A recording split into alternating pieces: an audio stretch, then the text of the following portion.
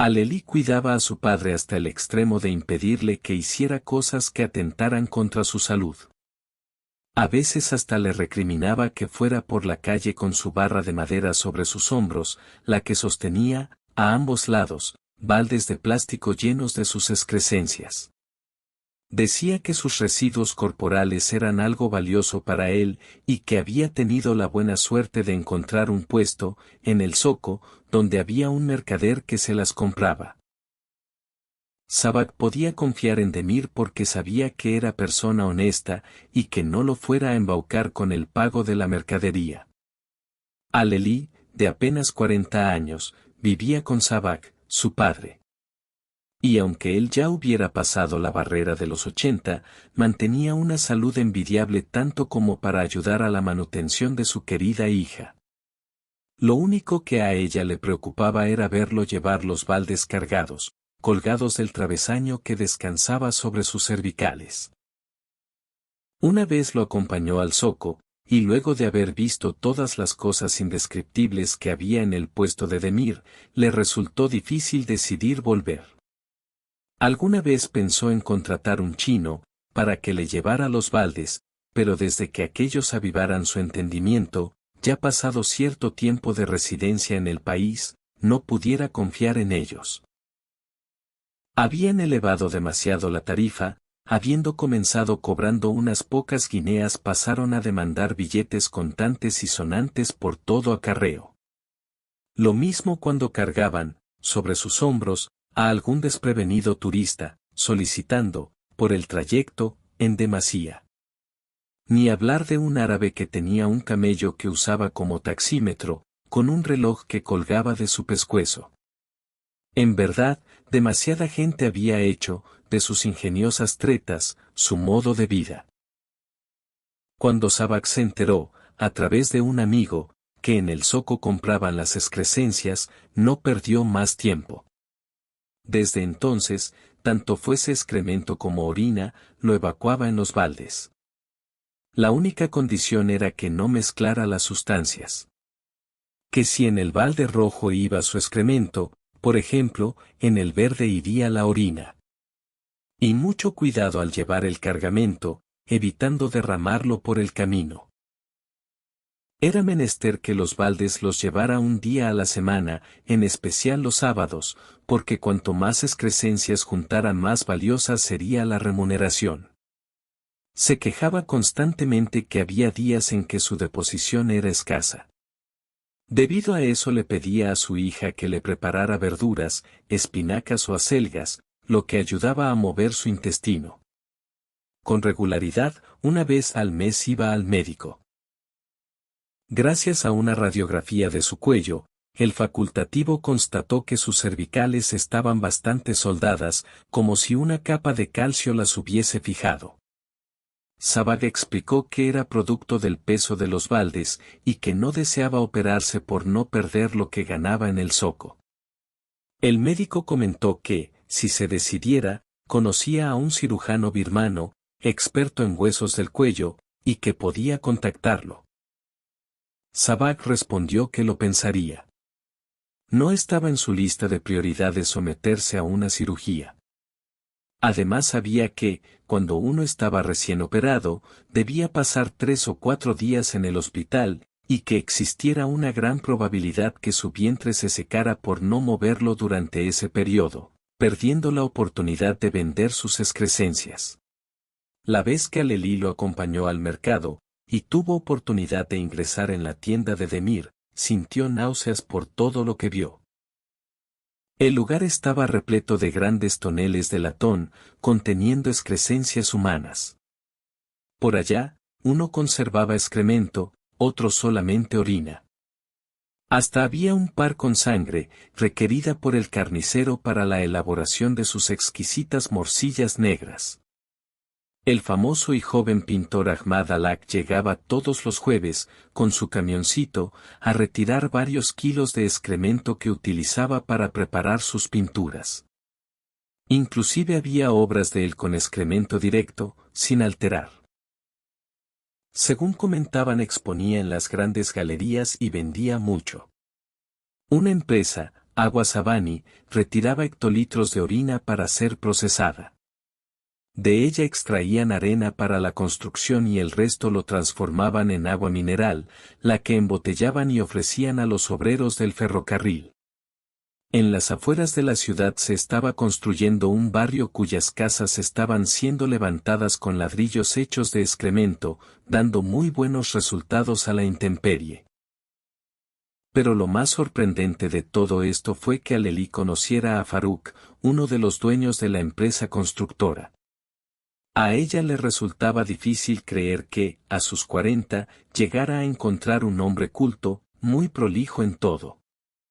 Más allá del vestir bien, una noche en que fueron a cenar a un lugar tranquilo, iluminado por velas, confesó que, al igual que Sabak, también hacía sus necesidades fisiológicas en baldes. Esto ayudaba a la economía, evitando el uso del agua de su inodoro y papel para limpieza de sus partes íntimas. Alelí, bebiendo un trago de vino, no podía creer lo que estaba escuchando. Y tampoco se imaginó cómo fuera su comportamiento en la cama. Explicó que, muchas veces, debía comprarle mercadería a Demir dado que, con la propia, no alcanzaba. Agregó que pagaba el doble de lo estipulado por baldes llenos de excremento femenino, sabiendo que contaba con superficies más tersas y menos olor. Esto lograba que los ladrillos que se fabricaban con ese material fueran más requeridos por mujeres que necesitaban refaccionar el cuarto de baño. Inclusive, algunas los utilizaban en forma de azulejos, como revestimiento de las paredes. Antes que culminara la cena, y luego de la segunda botella abierta de vino, Faruk se dio ánimo y le preguntó si fuera capaz de venderle algunos baldes con su excremento. La pregunta, sin dudas, la tomó por sorpresa, y estuvo a punto de ser convencida, escuchando los beneficios que, de ello, pudiera disfrutar. Le contestaría al día siguiente, ni bien pasaran los efectos del vino. Pero sabía que lo que había dicho Faruk había sido por puro galanteo de quedar bien con ella, o con cualquier mujer con quien estuviese. Y que era una táctica para caer en sus brazos y, de inmediato, tener sexo. Más sus preocupaciones pasaban por otro lado, aún así le resultase un hombre atractivo. Faruk no perdía el tiempo. Percibía que Alelí era difícil de conquistar. A su edad, su máxima ocupación era atender a su padre en todo, y esto pudiera traer complicaciones al momento de formalizar una relación. Alelí debió hacer a un lado la repugnancia que le ocasionaba acompañar a su padre al zoco, era menester ayudarlo a transportar los baldes, sus cervicales no aguantarían por mucho tiempo más el peso. Pero llevando, él el balde de la orina y ella el de excremento, la tarea resultaba más sencilla. En una semana Alelí llenó 2 baldes con su propio excremento, pensando en ir a venderlos al zoco. Había meditado acerca de la propuesta que le había hecho Faruk, y como se diera cuenta que se trataba de alguien demasiado interesado en los negocios, decidió vender ella misma su propia excreción, reservándose la totalidad de las utilidades. Mentalmente le agradeció el haberle propuesto esa posibilidad. Como llegado el sábado y viera que su padre no había podido completar un balde, y ella haber llenado dos, decidió ir sola al zoco a ver a Demir, convenciéndolo que era excremento femenino y cuyo valor fuera el doble. Cargando los dos baldes, uno en cada mano, salió de casa. Entendiendo, Demir, su interés por capitalizar más aún el excremento femenino, se disculpó aclarando que el mercado de excrescencias estaba muy difícil y que apenas fuera posible darle una sola guinea adicional por cada kilo. Alelí aceptó, pensando que peor fuera nada. Mientras aguardaba a que Demir buscara el dinero, veía los toneles llenos de excremento cuyas tapas, abovedadas, indicaban que ya hacía tiempo que estuvieran allí guardados, y que apenas pudieran contener el escape de los gases. Con las monedas en su mano, Alelí dejó el zoco justo a tiempo para escuchar, a su espalda, una terrible detonación. Esto provocó gran revuelo en la gente, algunos huyendo a las corridas y otros llamando a la policía. Se acercó para contemplar el destrozado puesto de Demir, y todo el estiércol derramado hacia afuera. El olor era insoportable. Los bomberos debieron entrar con mascarillas de oxígeno, cuidando que no hubiese otra explosión. La policía sacó el cuerpo sin vida de Demir, cubierto de estiércol pegoteado, hecho piedra. Ante ellos y ante todos, Alelí fingió llorar de desconsuelo, diciendo que Demir era su esposo y que se encargaría de limpiar todo el lugar. Los bomberos se aliviaron al saber que alguien, que no fuera ellos, se ocuparía del asunto. La tienda estaba inundada y salpicada de excremento por todos los rincones. 10 días necesitó para ejercer la tarea de una puntillosa limpieza. Durante ese tiempo, recibió un par de visitas de Faruk quien, viendo que manos femeninas habían vuelto a dar, al lugar, su antiguo esplendor, intentó convencerla para que le vendiera el puesto, alegando que el estiércol humano y la orina ya no se comercializaban como antes. Sin embargo, esto no fue tan así, al ver que Aguas Abani había reanudado su contrato de compra de orina y el famoso pintor Ahmad Alak también llevaba su parte. A pesar de esta buena fortuna, había un detalle que mantenía a Alelí bajo un manto de angustia, y era la salud de su padre. Hacía más de una semana que no evacuaba su vientre. Y hasta se notaba su cuerpo curiosamente hinchado. Ya el pantalón no le cerraba, y las piernas parecían las dos columnas del templo. Las visitas al médico se repitieron, pero más allá de indicarle algunos laxantes, se negaba a ordenarle una cirugía reductora, por considerar que estaba de buena salud. Sabak tomaba un tazón de laxante durante el desayuno, pero ni aún así lograba estabilizar su intestino. Veía con tristeza los baldes vacíos, pensando en el dinero que estaba perdiendo. Para esa época, y luego de los varios intentos de Faruk por quedarse con la tienda del zoco, envió, a través de la municipalidad, dentro de la cual debería tener funcionarios conocidos y bien pagos, una demanda por escrito judicial. En ella alegaba desprolijidad y falta de higiene.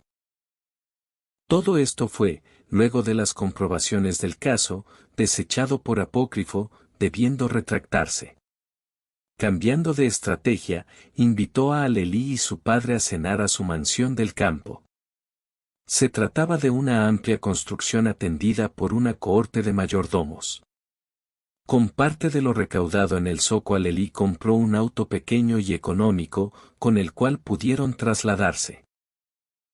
Estaba en lo cierto que la invitación de Faruk obedecía a tratar de convencerla para que le vendiera su tienda, y el hecho de haber solicitado que fuera con su padre no hacía más que corroborar esa idea. Faruk los recibió bien vestido y enfundado en una bata de seda. Se sorprendió al conocer al padre de Alelí, un hombre muy entrado en años y sumamente hinchado su rostro, abdomen y piernas. Caminaba con dificultad, siendo ayudado a sentarse a la mesa por dos mayordomos. La conversación entre Faruk y Alelí versó en nimiedades, hasta que fue derivada hacia la buena imagen que estaba teniendo la tienda del zoco. Faruk hacía unas pausas para ver la voracidad con que comía Sabah. Parecía como si fuese la última ingesta de su vida. Llevaba a su boca trozos de carne, pan y todo lo que pudiera alcanzar. Su abultado vientre empujaba el borde de la mesa, logrando que Faruk, ante esa imagen, extraviara el sentido de su conversación. Hartándose ya de toda farsa, comentó a Aleli que tenía preparada otra demanda judicial, culpándola por la muerte de Demir y que si no le vendiera la tienda, la desalojarían. Sabah no le permitió terminar de hablar. Se levantó de su silla y fue a abrazarlo, con tanto ímpetu que ambos cayeron al suelo. En ese justo instante se oyó una explosión. El vientre de Sabah había reventado, cubriendo todo el cuerpo de Faruk con un estiércol duro como roca. Los sirvientes, espantados ante la terrible situación, corrieron a dar aviso a la policía. Faruk ya no molestaría más. Sabah había hecho el mayor sacrificio posible a su alcance, por su querida hija.